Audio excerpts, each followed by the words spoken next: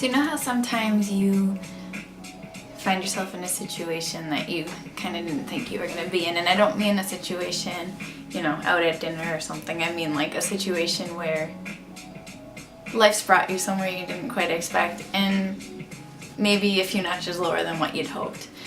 I think as creative people, we find ourselves there a lot. I had a teacher in art school who said something that's really stuck with me. As art students, he told us, you know, you can't compare apples and oranges. You know, 10 years after graduating, you might still be bagging groceries when your dream is to, you know, ultimately be in museums or have your own ceramic shop or whatever it might be. And 10 years time after a doctor graduates, you know, they have a solid house, they've got like a sweet car, a sweet house, you know, sweet furnishings, the whole deal. And he just encouraged us. He said, you gotta stick with it, and you can't compare apples to oranges. Now, today, I'm making this video because I ran into a friend, super talented artist, and she finds herself right now managing an art supply store. And I'm sure that at one point that was something that, you know, she thought that would be a sweet deal, you know, she'd be in a creative environment, steady income, and that would be all gravy. And so now she's there, and I could see it in her eyes that, you know, she hopes that one day she can fully be doing, you know, what she loves to do. And that is making fantastic art. But right now, where she finds herself is, you know, stable, you know, awesome job, great pay, you know, cool environment, and cool people. But she doesn't find any time to be able to create. And as creatives, we know what that's like that is just, you know, dust on the fire. It kills us. We need to create, you know. There's a whole reason we started creating. It's because Umi staring at me super intent. I feel like he is getting this, and I hope you are. But as creators, we need to create. It's part of what like is healthy for our souls, you know. And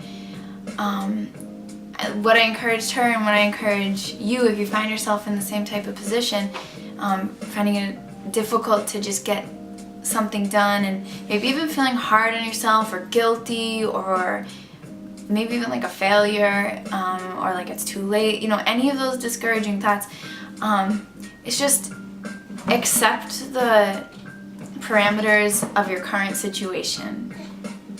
Accept them. I mean, they are what they are at this moment. I'm not saying accept them for life, but I'm saying in this moment, you know, just accept what they are. And once you do that, I hope you can hear me over his spinning and rattling exerciser.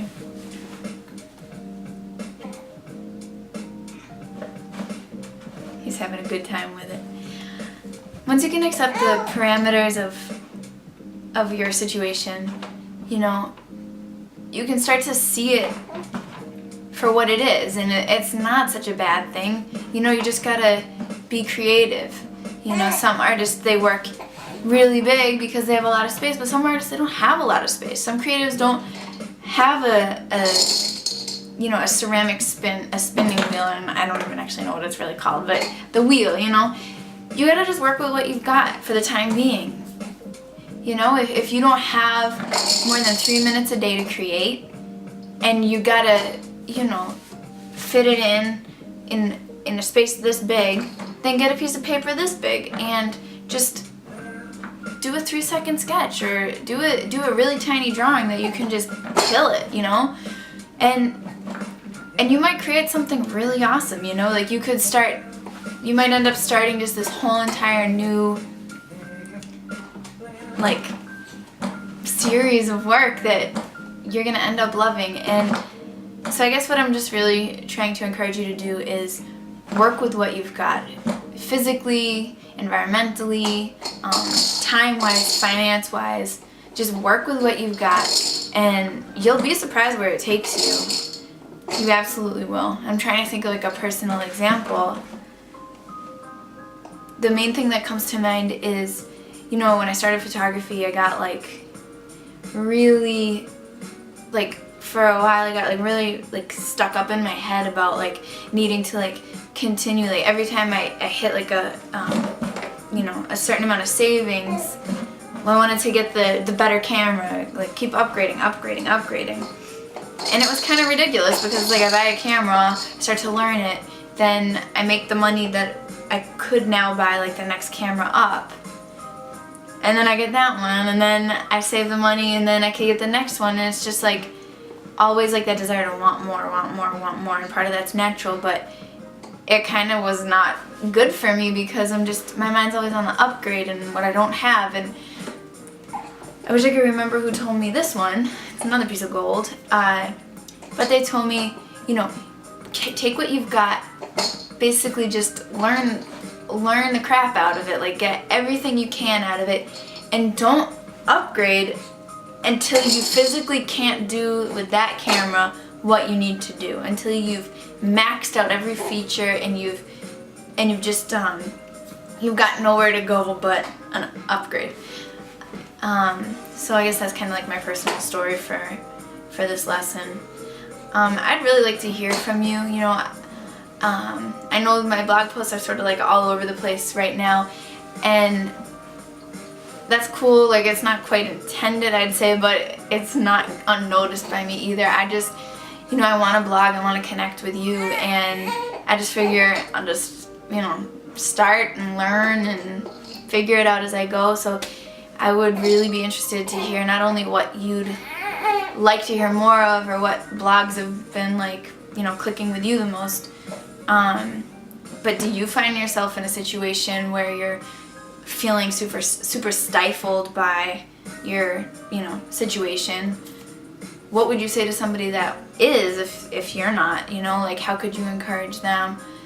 Because I'm sure they're going to read the comments, and any encouragement that you can offer, I'm sure they'll appreciate. Hi. Umi sends his bubbles. So yeah, I'd love to hear from you, and thanks for watching. This has been Nina with Blue Fly Lens.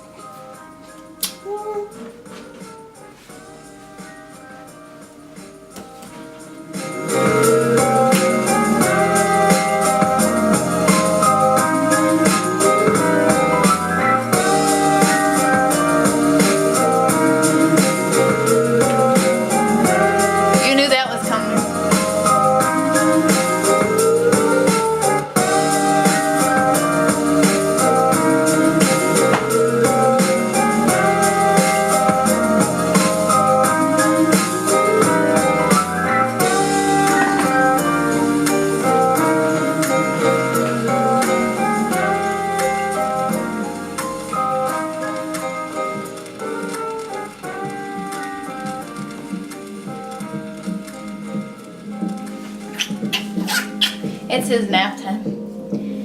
Huh. See you guys next Tuesday.